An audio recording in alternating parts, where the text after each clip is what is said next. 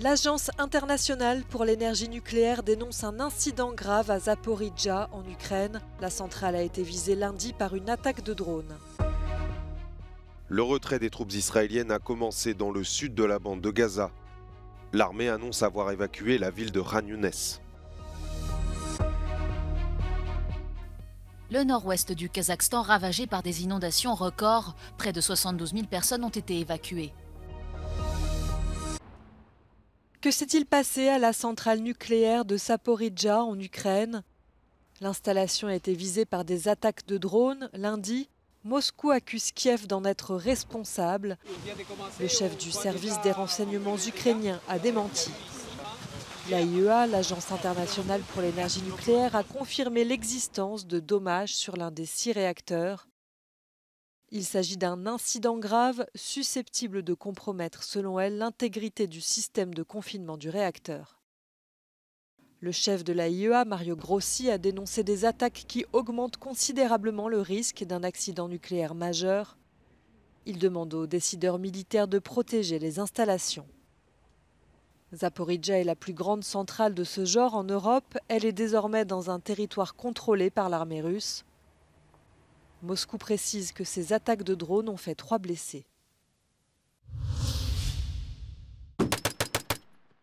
Cette tranchée que ces soldats ukrainiens tentent de reconquérir ne se trouve pas sur la ligne de front, mais en Pologne. Et aujourd'hui, l'ennemi n'est pas russe, mais français. Il s'agit de l'un des exercices organisés par l'armée française dans le cadre de la mission d'assistance militaire de l'Union européenne Ukraine, également connue sous le nom d'EUMAM.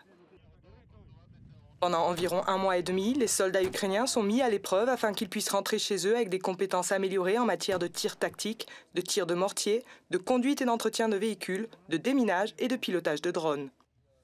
Donc ici en Pologne, nous avons un détachement français qui est de l'ordre de 200 à 250 soldats et qui a pour mission de former des bataillons ukrainiens qui vont de 400 à 700 hommes à former. Et ça va du niveau individuel, le plus basique, avec des savoir-faire élémentaires tels que le tir, le sauvetage au combat, jusqu'au niveau de la compagnie, je pense en particulier à la manœuvre, à la réflexion tactique et à la conception des ordres.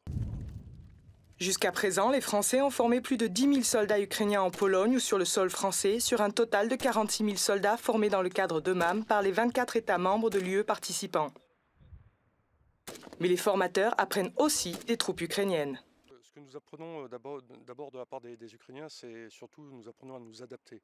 Parce que le point clé de notre mission ici, c'est avant tout de répondre aux besoins que formulent les Ukrainiens. Puis après, bien sûr, en fonction de l'expérience de ces soldats ukrainiens, nous adaptons nos modes d'action, que ce soit par exemple sur le combat des tranchées, que ce soit sur la lutte contre les drones ou sur des techniques de piégeage auxquelles les soldats ukrainiens font face. Euronews n'a pu parler à aucun des soldats ukrainiens lors de la journée d'entraînement que nous avons suivie le mois dernier, mais dans un communiqué envoyé par courriel, le ministère ukrainien de la Défense souligne qu'il est très important de poursuivre l'entraînement du personnel militaire ukrainien dans le cadre de cette mission. Cela permet aux défenseurs ukrainiens de maîtriser des armes et des équipements modernes pour repousser efficacement l'agression russe.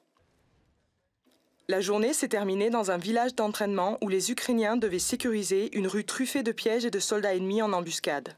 Plusieurs erreurs ont été commises et certains sont rapidement étiquetés comme blessés. Mais cette fois, l'examen est globalement réussi. Pas le temps de se reposer cependant, car ils seront bientôt de retour sur la ligne de front. Les troupes israéliennes évacuées de la ville de Khan Younes dans le sud de la bande de Gaza.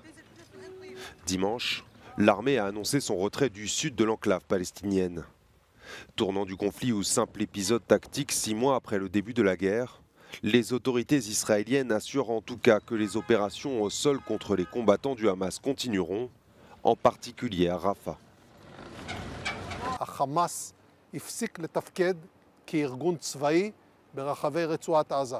הכוחות יוצאים החוצה ונערכים למשימות ההמשך שלהם. ראינו דוגמאות למשימות כאלה בפעולה בשיפא וגם למשימת ההמשך שלהם במרחב רפיח. Malgré ces annonces, les pourparlers entre Israël et le Hamas ne semblent pas rompus. Dimanche, une délégation israélienne menée par le chef du renseignement extérieur s'est rendue au Caire, d'après une source officielle israélienne sous couvert d'anonymat. Sur le plan humanitaire, Israël semble desserrer son blocus avec l'annonce d'une prochaine ouverture temporaire du passage d'Erez au nord, alors que dimanche la Jordanie a annoncé avoir acheminé 105 camions d'aide, son plus important convoi humanitaire depuis le début de la guerre.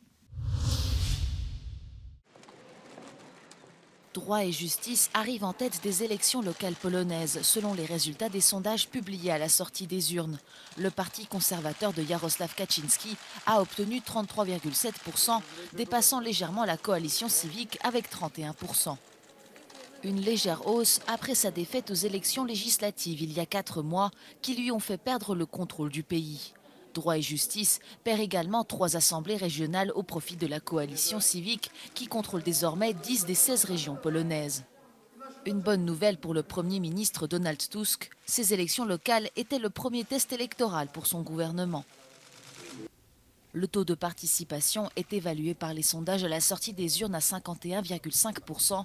Les experts relèvent une participation de plus en plus faible des jeunes électeurs. Seuls 38,6% des 18 à 29 ans se sont rendus au bureau de vote.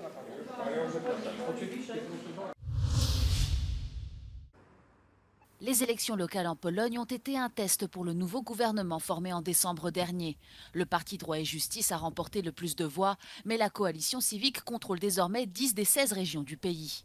Un résultat important à l'approche des élections européennes, car selon les électeurs polonais, tous les scrutins sont liés. Głosuję zawsze na tych, którzy tę naszą przynależność do Europy akceptują. Dla mnie to jest jedno i drugie jest związane i oczywiste. Czuję się też jako Polka i obywatelka Unii Europejskiej. Il y a aussi les eurosceptiques qui, en votant aux élections locales, souhaitent envoyer un message non seulement à Varsovie, mais aussi à Bruxelles. Wysłałem sygnał, taki ostrzegawczy sygnał, że stop. Po prostu my jesteśmy w Unii Europejskiej, ale pamiętajcie, że Brexit się wydarzy.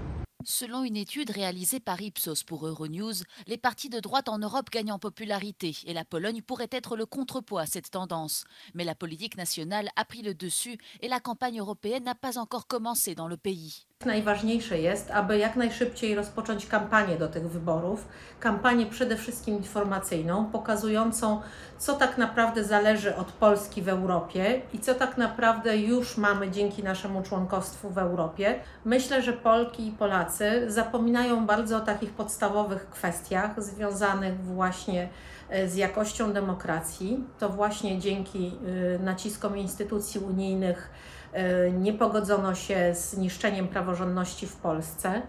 After the record turnout in October 23 elections, it seems that the motivation has subsided and it will be a challenge to mobilize Poles to participate in the upcoming EU elections. Magdalena Hodownik for Euronews from Warsaw.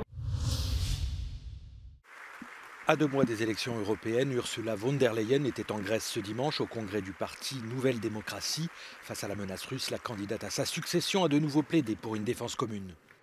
We need to step up European defense spending collectively.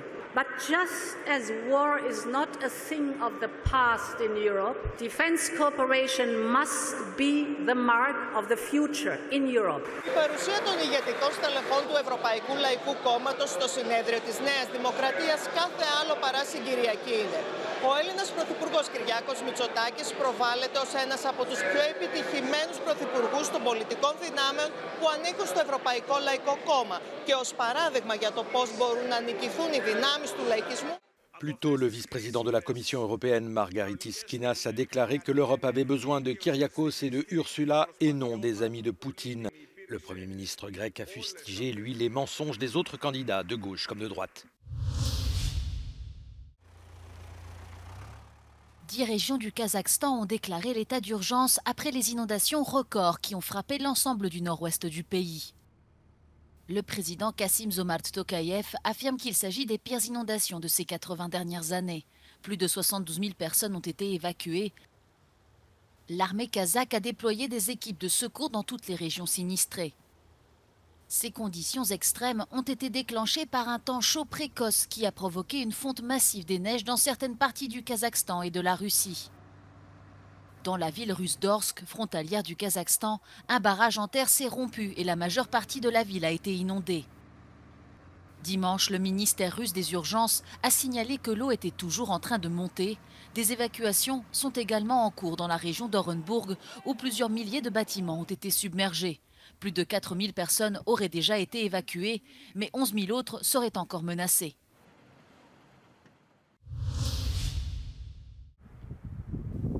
Comme de nombreux glaciers des Alpes, les glaciers autrichiens ne survivront pas au réchauffement climatique. Selon une nouvelle étude scientifique rendue publique à Salzbourg, la plupart de ces étendues de glace sont menacées de disparition totale d'ici 40 à 45 ans. Da ist es in ein paar Jahrzehnten eigentlich vorbei mit den österreichischen Gletschern. Da bleibt vielleicht noch in kleinen Bereichen schattige Lagen, vielleicht Glockner, Nordostseitenbereiche im Ötztal bleiben noch zurück. Aber de facto in, sagen wir mal, 40 Jahren, 45 Jahren wird es wahrscheinlich ziemlich eisfrei sein in ganz Österreich. Die Gletscher Österreichs kann man damit nicht mehr retten, denn die Systeme sind zu träge. Das heißt, das Verschwinden der österreichischen Gletscher in den nächsten Jahrzehnten ist nicht mehr aufzuhalten. Da müssten jetzt schon positive Massenbilanzen und erste Schneereserven in den Hochlagen der Gletscher sich zu bilden beginnen, damit die Gletscher in den nächsten Jahrzehnten wieder sich stabilisieren oder gar vorstoßen könnten. Die Systeme brauchen Jahrzehnte und die Zeit ist vorbei. Das heißt, hier geht nichts mehr. Les glaciers sont des masses de glace qui se forment lorsque la neige et la glace se compactent au fil des siècles, puis s'écoulent lentement sur les terres. Leur fonte est l'un des signes les plus notables du changement climatique d'origine humaine.